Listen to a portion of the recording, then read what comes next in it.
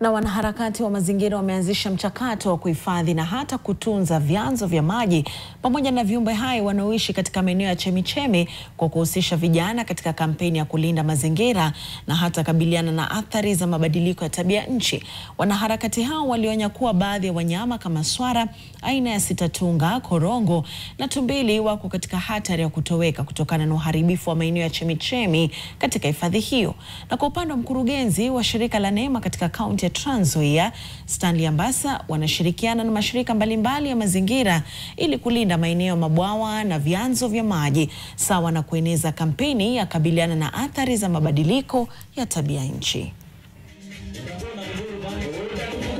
Chemichemi hizi zikiisha, hawa wanyama wataangamia, na sio wanyama tu, hata sisi tutaangamia, na kwa sababu huko ndio tunapata maji ambayo ni ya matumizi ya mwanadamu na pia kwa wanyama wetu ambao tunafuga nyumbani na pia hata kwa hawa wanyama ambao ni wanyama pori. Today we are focusing on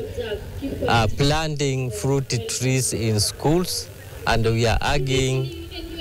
members of the public to join hands and donate fruit trees to schools.